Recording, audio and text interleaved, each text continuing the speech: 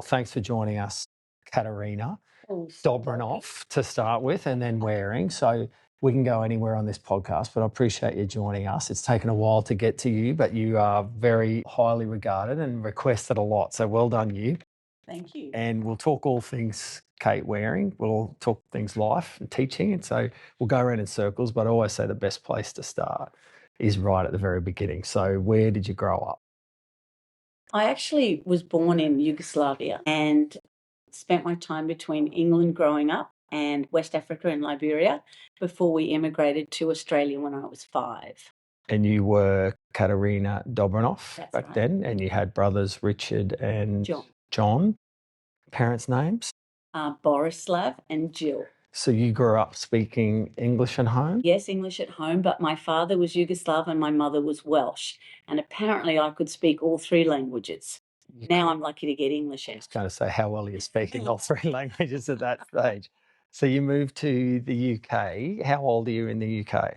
I probably spent about a year there before we went to West Africa, spending time between Yugoslavia and England. And what's mum and dad's names? Jill, she was a mathematician, Yep. was an engineer come PhD mathematician, and my father was a veterinary surgeon. And so what led them to Africa? The vet surgery or the... Well, there was like a tete-to-tete. They would really wanted to come to Australia or to Canada. But at that stage, the Yugoslav government was doing an aid program to Liberia, and Dad was sent there. So he was working for the Yugoslav government, setting up abattoirs in Liberia, but had a private practice on the side. No way. You learn something. Every time I interview someone, I learn something about them I never knew. So, and of course, the listeners will learn something new. So, Africa, memories? Are we going? Let's go Yugoslavia first. Any memories of Yugoslavia? No. Only bits back then, but obviously I've been back many, many times. Yes. And even now I do find the language quite easy to pick up. Okay, there you go. Back. And then Africa, you've got memories? Only living in a compound and, of course, lots of photographs and stuff from that time. And I remember having a tricycle and I could only ride around and around the compound, and I do remember getting robbed a few times. Oh, no. There you go. It doesn't sound like Africa's much better. Liberia. Yeah. It was pretty awful, I can imagine, in 1965. Baby. So you're the eldest? Yes, I'm nearly 4 years older than Richard. And then John. There's 5 years between John and Richard. So you don't have many memories of Africa, riding the bike, school, Africa? I kind of went to like a preschool-y type thing. And then when does Australia land on the map for your parents? We came on board ship, the SS Canberra. Did you? Can you remember that? A little bits of it. Yeah. Again, there's photos and stuff. Yeah, to spark your memory. Yeah. Getting dressed up to cross the equator and things like that. Wow. But I do remember arriving in Sydney, and we flew from Sydney then to Brisbane. And I remember my mother complaining about the Canberra Hotel, which was the only hotel in Brisbane in those days, and she was bereft that she couldn't even find a Sunday newspaper to buy. Unbelievable. In 1965. And what time of year are we talking? 1965? Are we about January, Feb? Time. Okay. No, about Easter time, because I went to Ironside State School. Yes. The government paid for them to have a house in St Lucia, of all places. And I was actually in Craig's grade 1 class at Ironside. You're kidding me. We'll get to Craig. I won't get too far ahead. So you arrive in Canberra at Easter, so it's only like 8 degrees, not -8. Sorry, I got you. Okay, rightio. On the SS Canberra. So you arrive directly into the Port of Brisbane. Easter time's beautiful. So Ironside State School, that's my first teaching. You went there for pre-service teaching. Can you believe it? There you go. Because the PE component, the science component is junior science, and the PE was P10, so you had to do some primary. So Ironside, it's like a private school. It's unbelievable. Beautiful building. Yeah. What is Katerina Dobranoff like in the class at Ironside State? Let's go to grade 5. What's she like in grade 5? I was only there for a term. Were you? Yeah, and then after that... Expelled after one term. Using slates, to my mother's horror. We went to Jindalee. Okay. Mum and Dad bought a house in Jindalee. Right. So you were living close to Ironside, Toowong, Indro, when you first got there? Right on the river in St Lucia while we were there, and then they bought a house. You moved out to Jindalee. 50-metre swimming pool. But it would have been one of the first years of that state school. Oh, absolutely. Yeah. Absolutely. One of the foundation students, just about. Well, I don't have foundation, but I do remember going there, and there was a composite grade 1-2 class, and I was in grade 1, and that wasn't good enough for Mum, so she went and taught the grade 2 class, and I was in the grade 1 So you're part of the solution. So she's in maths and you're very good at science. So you've got the maths logical brain from Mum.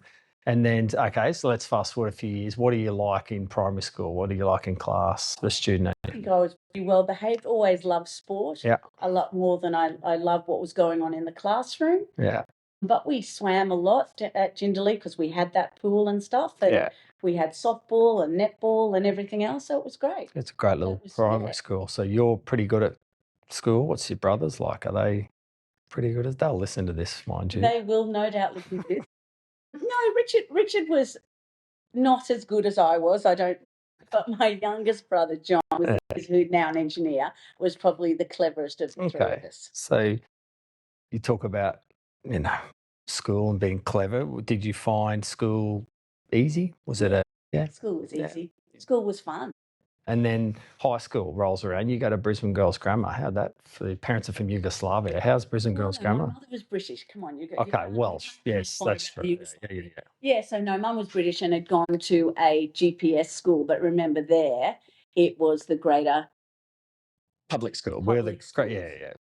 Yeah. So the clever ones went there, sort of thing. Yeah. So they had sort of friends around because there wasn't really a high school in Jindalee. There was Corinda, pretty close, Indooroopilly, fairly close. But anyway, they had some friends and they'd gone to the grammar school. So that was where I was booked in. But I was the only girl from that year to go into grade 8 at Girls Grammar, which was then called second form. There were a couple of boys in the same year that had gone to boys' grammar, Brisbane Grammar, in second form as well. But wow, was that a whole new ball game? Catching a bus in from the city. I was just about to ask, was it bus or was it train? It was bus in, and then I'd walk up the terrace. But it was a pretty hard slog in those days, especially when I wanted to go to swimming training. I wanted to do hockey training in the afternoon. Yeah. And Jindalee in those days really was in the sticks. There was 4:00 bus on the way home in the afternoon, or a 5:00 or a 5:30. That was it. So what if swimming goes late? Do Mum and Dad have to come again? Early, which was an absolute punish. So Mum would have to drive me to Oxley Station to then get into the Central and then walk up from there. So that was a bit of a punish because Dad, as a veterinary surgeon, always started work at 5 a.m. So he was always gone early in the morning. Well, when does abattoirs fall in? I was going to ask, once they're in Australia and their mum's kind of looking after the family, she hasn't gone back to teaching, or she jumps into Jindalee when she could to create a year 2 class to stop this composite class. And then Dad, is he involved with abattoirs? Well, no, because he's a big animal vet. Yeah. So does all the ante-mortems and post-mortems on the cattle and stuff in the abattoir. So he's always been based. Right. With that, or pigs or sheep or whatever, but it just happened to be, what's that one by Ipswich called that we go by on the way to rugby? Oh, I'm thinking Wacol, but you're talking Ipswich. Yeah, a bit further on than that. It'll come to me. All right, so do you survive your first couple of years? Like, obviously pretty daunting coming from Jindalee, small school. No, I absolutely revelled it. Did you? Loved it. Yeah, got involved with everything. And you do well enough, obviously, to then go off to university. So what were you thinking as a student? What did you want to be? I really wanted to do medicine, but I didn't get 990. I only got 975. So this is the old TE school? Yeah. All right. But my years at Girls Grammar were fantastic. Loved it. Yeah. We just did what was it called? Follow the Student the other day in school. And I remember my days at Girls Grammar very clearly about having to kind of really toy up how much study did we have to do, how many boys could I go out with and how much sport could I play. Yeah. So it was a real, mix there, trying to get that balance right. You got the balance right enough to do well enough. Yeah. So medicine doesn't eventuate. What was next? Was it pharmacy? That was your kind of next, that was your plan B. Yeah, and I absolutely loved it. Okay, and then in amongst everything, socialising, what sports were you playing at Girls Grammar? I should have asked that. Yeah, swam, and I actually won the discus for Did you? Yeah. We'd only just come out of the water polo pool, so I was playing a lot of water polo in the summer and on the swim team, and then also hockey in the winter. All right. Now, you end up working. Was there not someone at Brisbane Boys Grammar that you ended up working with here at TSS? Was Noosie about your vintage? Oh, yes. Was that your grade? Yeah. He was at Boys Grammar. Yeah. No, he was 3 years older than me. Okay. But I was very friendly with his brother David, Okay. who is All right. now in Ireland, isn't he, with Well, he's rugby? the high performance coach, I think, of Irish rugby. Has been for a while now. So, yeah, does a great job over there. And they're doing really well. So you get into pharmacy, you finish that, where you mentioned meeting a pretty clever bloke back in grade 1 at Ironside. And re-met him. Exactly. So where did he went to boys' grammar? He went to British grammar. Similar grades? Exactly the same. Same grade. So you knew of him, obviously, boys' grammar.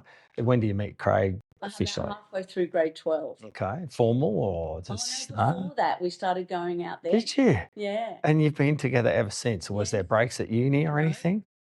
There you go. That's 2 things I've learnt. I never knew that. One early. You've always said that. Get a good one early and lock in. And there's some advice for the girls listening to this. So Craig, well, that's true. That's true. So you med, and then you go into pharmacy because you don't get your 990. What was Craig's dream? He did dentistry. Always dentistry? Just locked in. Yeah. But someone had spoken to him and had said, unless you've always wanted to be a vet and never wanted to be anything else, don't do vet science. So just one animal instead of 25 to 30 animals trying to learn all the different parts and things. Slightly nicer hours. Well, that's true. After our stuff. And so then you guys are renting? Are you living at home still? Do you get your own place? Uni, we were living at home. And then my degree in those days was only 3 years, and we did a registration year, and then he and I moved out. So he was in 4th year dentistry and I was doing this registration year, and we moved out actually into a flat in Taringa. Taringa. So he's 4 years, 4-year degree? 5. Jeez. Yeah. So you're done, do your registration year, and then you're a pharmacist while he's still studying. We then bought a place together. Mum and Dad went halves with us. A beautiful townhouse in Paddington. Jeez, you did well. Living in Taringa, buying in Paddington, my God. I was just about to say that could be the best real estate in Brisbane. 2 very smart people get together. So what year did you get married? 1983. He just finished dentistry. And we got married that weekend. So whereabouts? Brisbane Grammar Chapel, which is a non-consecrated chapel. Yeah, non-denominational. I think it was. So his granny had to supply the priest, and then we had the reception of this marvellous restaurant run by Hungarians that was the old Barden post office. Barden, far out. All these names of Brisbane are coming back to me. So your maid of honour, who was that? Was that a friend from school? Did pharmacy a year ahead of me, Jenny Cavell. Yeah, and then Craig's best man? It was his eldest brother, Mark. Oh, there you go, brother. Yeah. So his brother obviously went to boys' grammar as well? Yeah. Right, someone from girls' grammar that had a big impact on you, a teacher? Oh, it'd have to be my chemistry teacher, Johnson, and she was a pharmacist also before she was. No way. Yeah. So what was it about her that stood out? I think more than anything, the fact that she could build relationships with you, but really knew her stuff as well, taught it well. She obviously planted a little seed inside of you. Yeah. So we'll get to education in your life, but you're right into pharmacy. Do you ever own your own pharmacy? Yeah, I did. You do? Whereabouts? I just before after Nia was born. No, before Nia was born, I bought it just after Andrew was born. I remember filling out passport.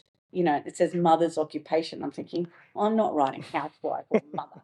So I put pharmacist, and then I went and bought a pharmacy. Did you really? Yeah, do a lot of living out of a pharmacy. Yeah, I'll bet. All the disposable nappies and baby foods and bits and pieces. Where was that pharmacy? It's actually at Paradise Point. So you're Gold Coast. We've jumped ahead a bit, haven't we? Yeah, we have jumped ahead. We'll get back quickly then. First child comes along. Andrew comes along. You're full in pharmacy, teaching. Life's good. You know the little bugger? He came 15 days early. I finished in the pharmacy. I was working for Pat Sullivan down here at Scarborough Fair, and I finished work on the Friday, and we're supposed to have sort of 2.5 weeks. We just built our own house out at Talai, getting that all ready, and the little bugger came 15 days early. Just before you needed to get everything sorted. 15 days I've never got back from him. Well, he's just been a man that wanted to live on this planet, and he's done a hell of a lot of living. Hasn't wasted one of those days, even the 15 that we're added on. So how did we get from Brisbane, the unit, in the best unit in Brisbane, in Paddington, to the Gold Coast? We rented that out for a little while. But Craig got offered a job down here. He was working out at Chermside for a year with John McCann. And then he got offered a job down here. And the guy I was working out with Pat Sullivan, I was at Indooroopilly Shopping Town, he had a couple down here as well. So when Craig was coming down, I asked, and he gave me Scarborough Fair Pharmacy. which is now Australia Fair. But it was a Okay. green spot. So then you are living Talai, commuting in. No. We were living in Atlantis when we first moved down here. You're living the dream. Yeah, You know, for 2 or 3 years. oh, shut one door on the way out, all that stuff. How good's that? Yeah. So life's pretty good. Then plan to have kids. Andrew comes along a bit early, so you take a break from pharmacy. We went out to Tallow because we always had friends that had enormous properties at Brookfield and Moggle and stuff like that, with a tennis court and a swimming pool and bits and pieces. But we didn't realise just how far out it was. I know. We were there for about 11 years, though. Well, it's just about us. What's life like? So you go, Andrew comes along, then Nia. And then John. Then John, a couple of years younger than Nia. Yeah, so there was 2.5 years between Andrew and Nia, and then 4 years between Nia and John. So they're kind of, I guess Andrew's probably school age, Nia's early school age, John's still pretty young. You're doing school runs, trying to run a pharmacy. No, I sold that just after Nia was born. It was just too much. Yeah. But I was doing locums like 1 or 2 days a week. People would ring and say, oh, I need, or I do every Friday down at Mudgery Bar and stuff. That was quite good. So you drop the kids off. Enough purpose for you to sort of get up, put a bit of makeup on, get dressed professionally and go. Do you know what I mean? Rather than go swan everywhere in activewear. Yeah. So you established your career. Kids come along. Life must have been absolutely crazy. It was crazy, but it was fun. Good fun, yeah. But what did you learn about your capacity? Because you think at university life's full, or when you start working life's full. What did you learn about Kate Waring? I know Kate Waring has to go to bed between 8 and 9 every night, or Kate Waring doesn't function very well the next day. Yeah. You've never stopped that. You've continued to do that, even if you're socialising. If you're hosting a function, it's like, got to get your hours in. Every hour before midnight's apparently worth 2 after. Oh, without a doubt. And nothing good happens after midnight. No, that's absolutely true. When does education jump into your life? When's the thought of maybe I just can't do the whole pharmacy thing, or was it just was it fluke? Was it luck? Was it lifestyle? It was actually a little bit of a few things. So I had a really good friend of mine who wanted to do it as well. And she rang me and said, I've heard you queue. This is next year is the last year. It's only going to be a 1 year. Oh, yes. What year are we talking then? Can you remember? Yeah, it was 1997. Okay. But really, for John, it was probably a year or two too early. But I thought, there's no way I'm commuting up and down that for 2 years. Yeah, no. So I did jump a little bit early and do it. And it's all face to face, obviously. Back then, you have to go up there. It wasn't too bad. And I know it sounds awful, but there weren't any exams after it. So there was portfolios and stuff that you used to have to put together. Assignments and that sort of stuff. But yes, I remember learning, the best thing I learned there was tour to be sure. Yeah. And that was that whole year.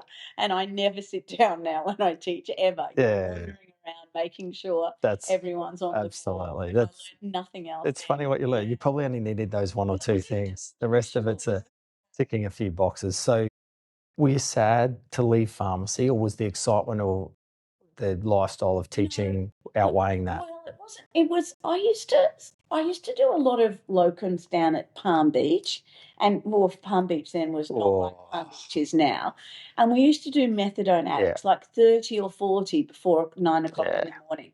And yes, going into schools and things, because my mother was a teacher as well by this stage. She'd done an economics degree as well as the mathematics and her teaching that she'd already done.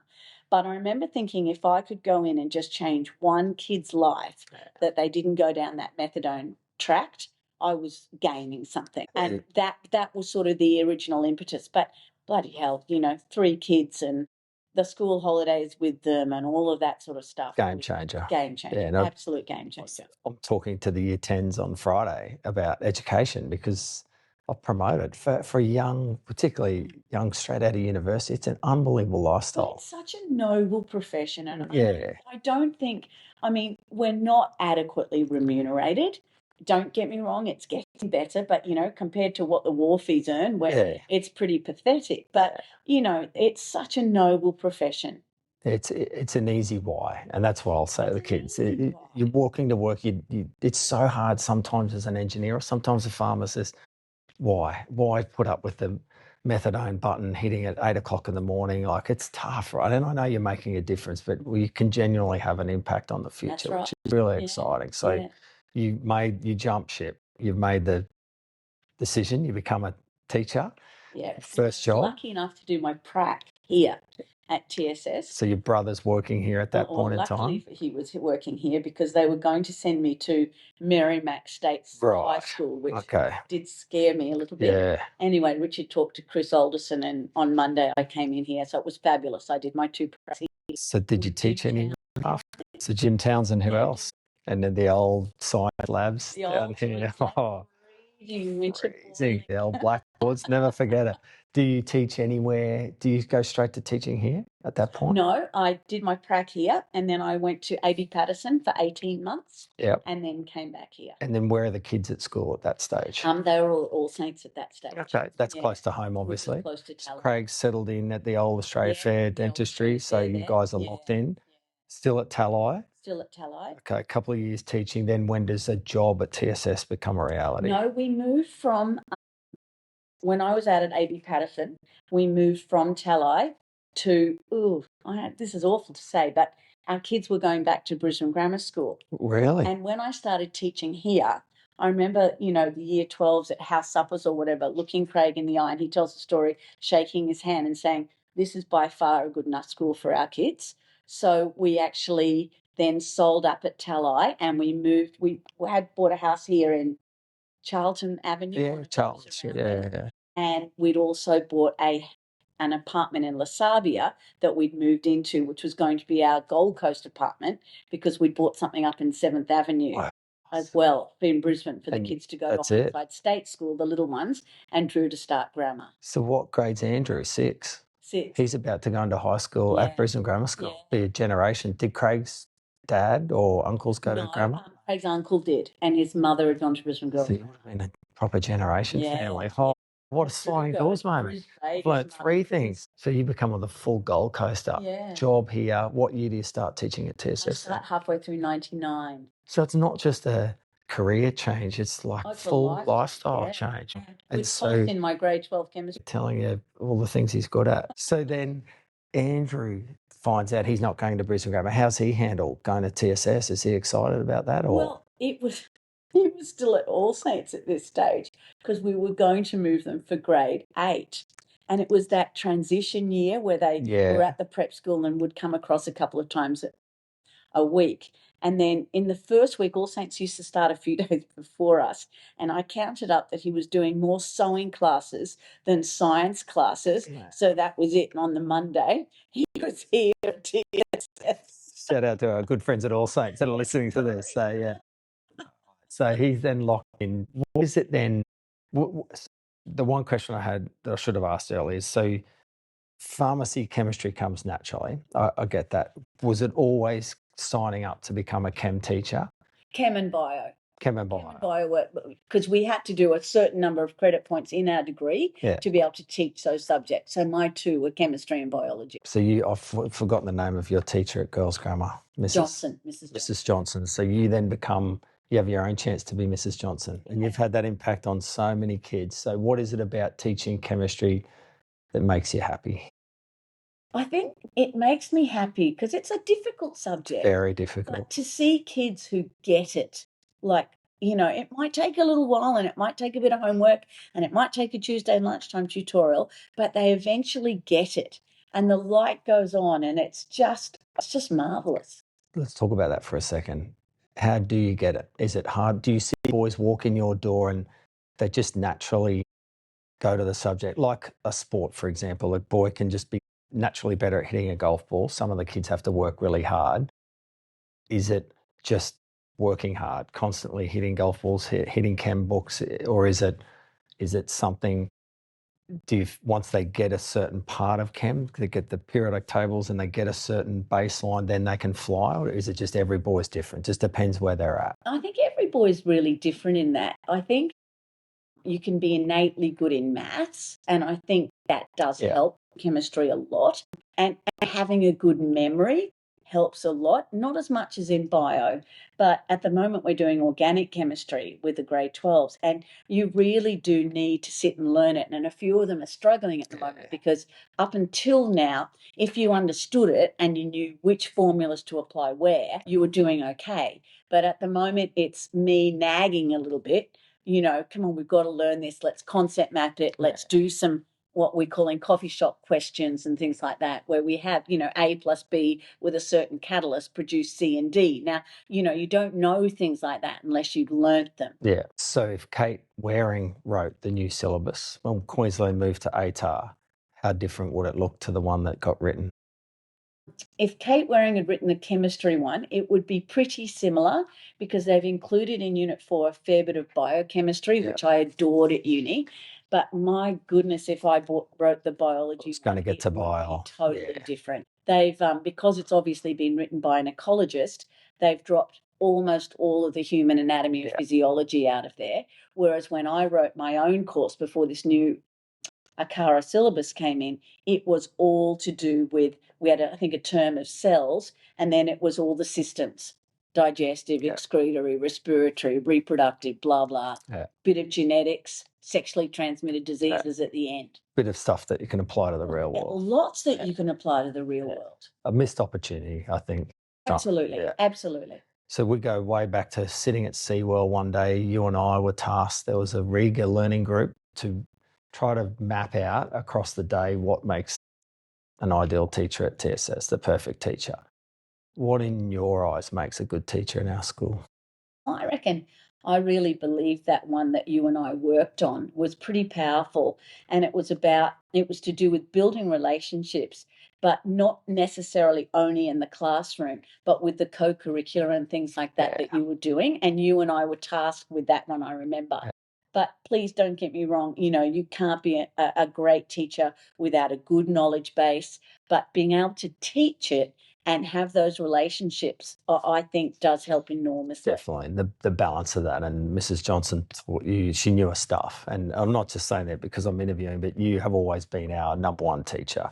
And it's because you know your stuff. But it's that balance of getting outside the classroom. And I asked you that question, what makes an ideal teacher, hoping it's now distinguished educator. You go down the path of being somewhere you don't have to be, and that's sport. And you've always helped out in lots of different sports, but rugby's kind of been the area you've always kind of invested a lot of time. You and Craig, it is your passion, and you've watched a lot of boys through our school. What is it about that sport that caught you? Is it something you love watching at boys' grammar? Yeah, it was Saturday afternoons we'd play hockey in the morning, and then our treat was to go and watch the boys play in the afternoon and stuff. So yeah, it was good. It was just sort of part of that. And I loved it, But days at Ballymore, when we were at uni, and you'd go out there on the hill, Welsh play, and you'd have a picnic or whatever else, and the rum and cokes lined up under the stand afterwards. And the old boys' grammar pitch was at school, so they'd sit in the classroom. It's like this year, I think it's this year. There's a rugby game. There must be some kind of celebration going on. And they're playing one game, a first 15 game back at school. Is it us or not? No, it's not us. Definitely not us, because our draw has, they're playing it too. So whoever it is, it must be state higher. So that all the games will be at Northgate, and then the one game in town.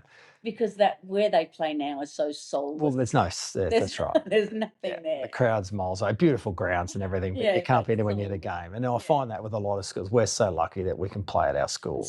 I was the same. State high was used to play at that middle like a cauldron as well. Yeah. Don't know if the workplace health and safety I think the dead ball was like 1 metre from the big concrete walls. But compared to that horrible Thurston Road, it's always muddy and it's always raining. Exactly. And cold and very much so. So you supply a lot of brownies. You do a lot of the nutrition, hydration, just that kind of figure to be around to help the boys get organised. Ever since Nia married Sean, it's really opened my eyes to the fact that not everybody makes it in rugby. So with the rugby players and with the rowers, I've really tried in the last sort of 10 years or so to try and keep their academic grades and things like that ticking along, because not everybody, you can't put all your eggs in the rugby basket. Do you know what I mean? Because it just doesn't happen for some of them.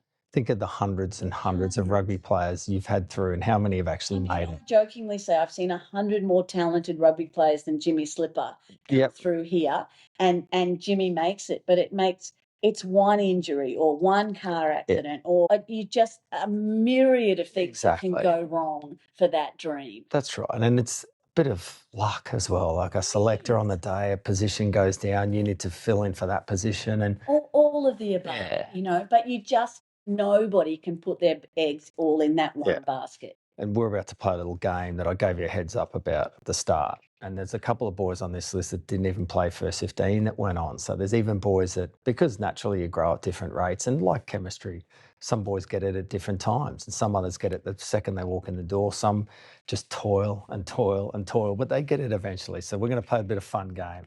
All right. But I always used to say that about Scotty Higginbotham because he Yeah, played in my third. That's 15. right. He's on our list. So And I reckon he grew 6 inches and put on 30 kilos in the year he left school. exactly. He said he's just a surfer that's good at rugby. So he had his interests outside, but he ended up playing and was an amazing soccer player as well. So I've got 15 names. So this will be a tough game for you, by the way. So we're going to play a little bit of elimination. What's my prize? Your prize is a free coffee. I'll shout this guy out. So it's a little game. You're going to come up with Kate Waring's best TSS rugby player ever in your eyes. So how it works, I'll give you 2 names. You have to eliminate one, and then whoever's still in goes up against the next name I read out. No right or wrong answers, and we just go through to the very end. Okay, All right. You ready? Yeah. And so I'll give you a practice run first. So I'll throw you 2 names. Who is a better rugby player out of Lee Holtzbaum and Andrew Hawkins? No, I'm joking. All right, so this is the first one's this is tough because you have to break 2 brothers up here, but Rex Tapawahi versus Ben Tapawahi. You have to eliminate one of those. It's a tough game too. That's tough. I know. It's like separating. I have to eliminate Rex. Okay, that's all right. It's Ben Taps, what a legend of a human as well. So he's a centre. He goes up against 2-metre Peter, Angus Blythe. You have to eliminate one of those. Blythe. That's only because he's gone to the Waratahs. So you're still with Ben? I'm still with Ben. Well done. All right. Now, I know this is going to be tough. Ben fitting against State High down here. About 3 minutes. After being knocked out? Yeah. Jeez. Yeah. Well, I remember. He was still fitting in the 3 or 5 minutes it took me to run to him as far as I could. Oh, my God. He was unbelievable at volleyball. Benny. Ben Tap, unbelievable. I always thought if we had volleyball back then, so skillful, so athletic. Deceptively athletic as well. He was Steve Larkham on a volleyball court. Unbelievable. All right, our most capped wallaby ever, James Slipper, now goes up against Ben Tapawahi. I have to go Slips. Yeah, I thought you might. Slips might get a bit of a run here. Yeah. Okay. Slips then goes up to literally his best mate at school, Rob Simmons. Both went on to be wallabies. I've got to go Slips. Okay. Slips then goes up against fellow front rower Zane Nongor. Nah, Slips. Okay. This will be interesting. Slips then goes up against a very, very good defender, good country boy, Josh Graham, who went on to play a bit of NRL after the Queensland Reds. I'm going Josho. Oh, yeah? Yeah. Okay. Didn't pick that. Good play. Melbourne Storm, Titans. All right. So he goes up against speedster Caleb Brown, Josh Graham, Caleb Brown. Hamstring man. Yeah, hamstrings galore. Yeah, no, Josho. Okay. Excellent. This guy's interesting because he wasn't outstanding at school, but he's gone on to be probably the Queensland Reds' best player for a long time. Do you think Jock Campbell. Do you think he'll get a Wallabies berth? Oh, you'd hope so. She deserves it.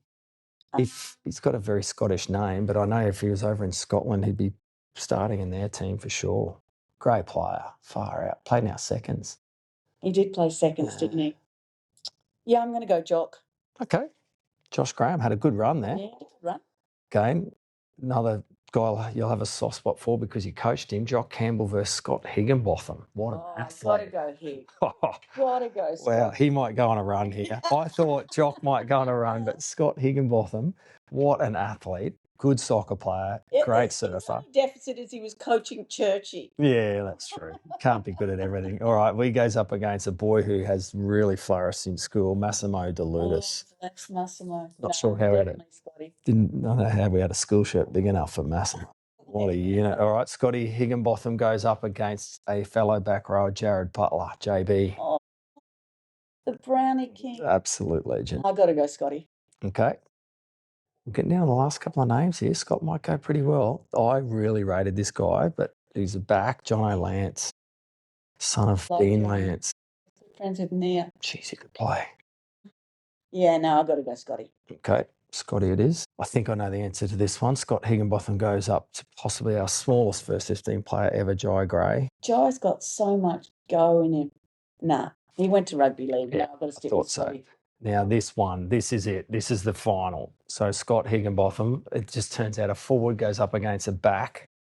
Scott Higginbotham up against Noel Alessia. He should have gone to Suntory when they asked him. I'm going Scotty. Okay, Scotty wins. Scott Higginbotham, shout out to you. You get a coffee next time I see you. You are Miss Waring's favourite rugby player out of a very, very unbelievable 15. You are the captain, Scott Higginbotham. Well, that was a bit of fun. I thought that'd be good to play with you. I won't hold you up too much longer. We're missing a staff meeting for this, so we can delay it a few minutes. But something you're proud of with your kids. We'll go each one. What's one thing about Andrew Waring you're very proud of, you've instilled in, you and Craig have instilled in him? I think his ability to father his children. I worried when he had a little girl, but he just came to the absolute fore. So really, really proud of him with that. Working really hard. And of course with Henny, but it was a natural that they were going to go towards a boy. But he's just absolutely gorgeous with Esther. And he's just got a job as a university lecturer at Bronze. Really? Who'd have thought Andrew would have Waring, thought? the academic? Well, Yeah. Well, you couldn't give someone a better compliment, I reckon, that they've become a great parent. Yeah, That's no, amazing. yeah. Well done. And I know they'd probably say the same about you. You both were great parents to your kids. So what a great legacy you've left for them. Something about Nia Waring that you're proud of. Well, she's not Nia Waring anymore. Jeez. Nia McMahon. Again, her mothering skills, but her absolute forte was her ability to leave home at 17 like she did. Go to, you were there when she started university over there on her own and lived in, I don't know how many different continents in that time before she married Sean, and then still lived in many different continents. But her resilience is really good, but also her ability to communicate.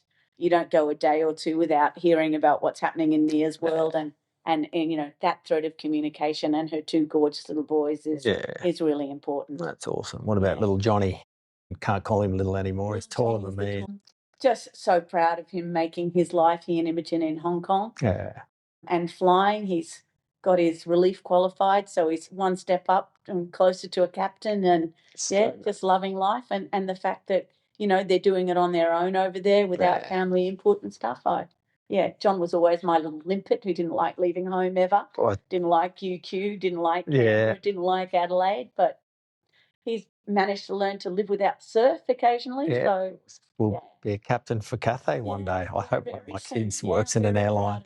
You guys are traveling. So I had two questions I was going to ask. One was the Europe. So we'll get to the skiing in a minute. What do you love about being a grandparent? I just love being able to spoil them to death and then give them back. And I love it when they come over for sleepovers. And imagine how much you spoil. You got 4 kids now?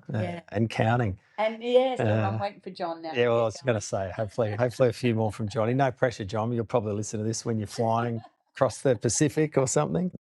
And so I'll ask you advice for an incoming student to TSS.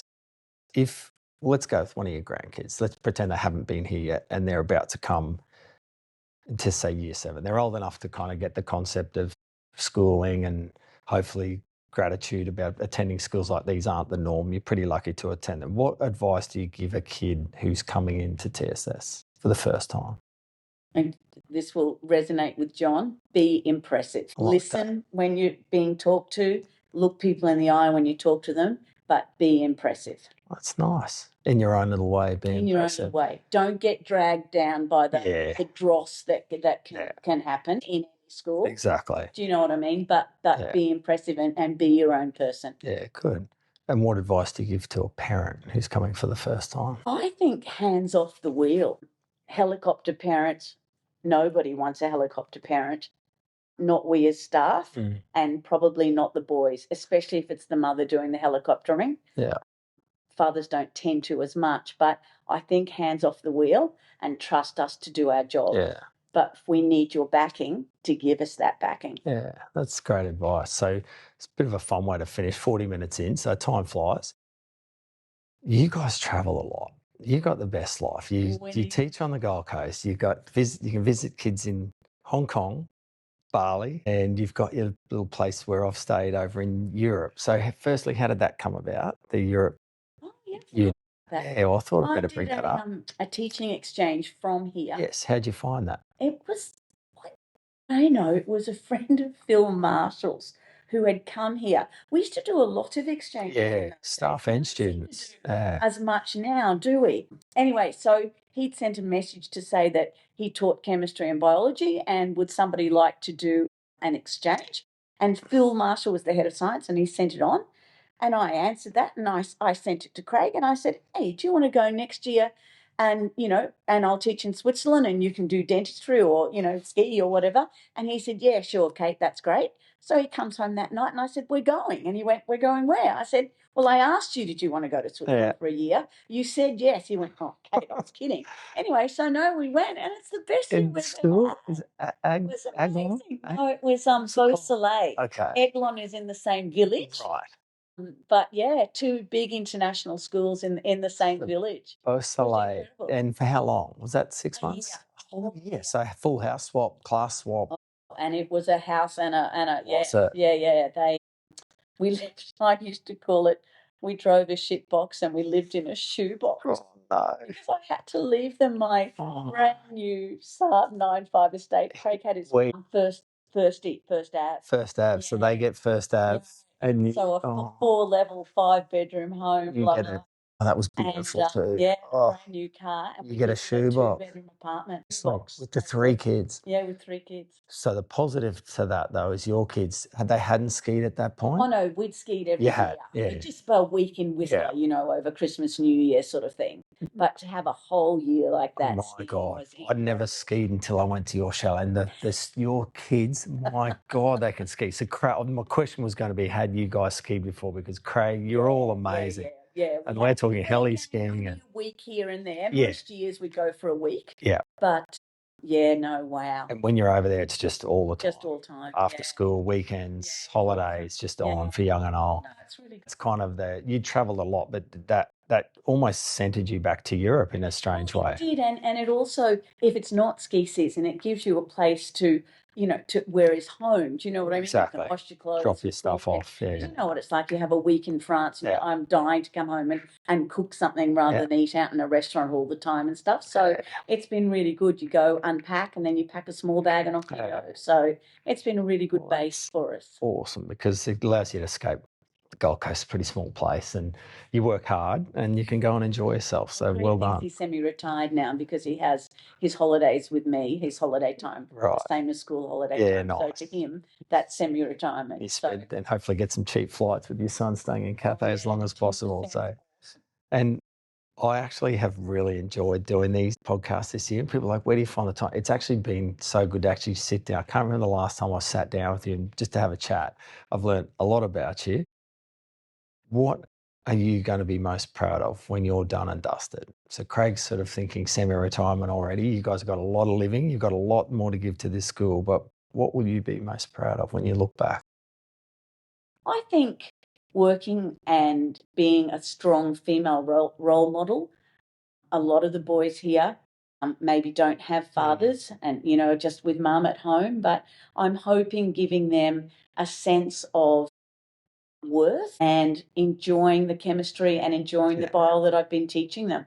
The more, ones that I can send into the health sciences, physio, pharmacy, dentistry, medicine, that sort of stuff. I think I'm winning doing that. Oh, definitely. You're flying the flag. I look back and Mrs. Johnson, you've become her and the impact you've had. It's pretty rare for someone to say their favourite teacher, and this is no offence to the subject of chemistry, is a chem teacher, right? It's the subject. It is so hard for some kids. Some kids it comes easy, but to be able to balance, have a bit of fun, know your subject, but also be able to apply it to the real world. I think you've mastered that art. And then getting to know boys outside of the classroom is the art, I think, of teaching boys. So the other thing that I think I'm really proud of also is that chemistry from grade 10 to grade 11 is the largest elective subject. It is. And I think that's pretty good going. That's amazing. And boys don't choose subjects, they choose teachers. And that's because of you and the teachers you get around you.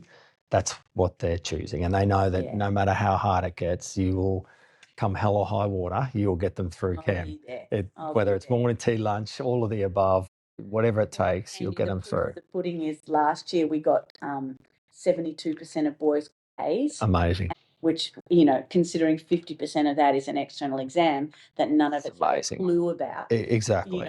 It means hopefully, we're batting down the right arrow here. 100%. You know what I mean? And we're doing well. Exactly, are doing well. And what you're teaching them in class, they're prepared so well for the external. And not many schools get that right. I'm always tearing my hair out this time of the year. I can imagine. To be doing more. For sure. Timmy reminded me the other day, Kate, you're always tearing your hair out at this time of year. Yeah. That hopefully we get there. Yeah. Yeah, the last few years' results. And I've really go looking for that correlation between their internal marks and their external marks. Yeah. And if I get good correlation there, I'm swinging from the rafters. We have good correlation in chem. Physics, bit of discrepancy. Chem is on fire at the moment. And the thing is, chem just continues to scale up and up and up. And it remains in that bucket of subjects. You have to do them to get a good ATAR, high 90 ATAR. So well done to the culture you've set in our school around the sciences. But Chem, well done for being an amazing, strong female leader. Because I think in all boys schools,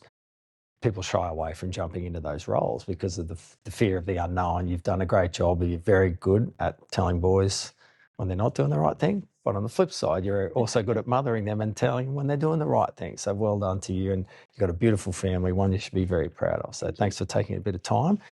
48 minutes to be right there. We did really well. So thank you so much. I appreciate it. You're welcome.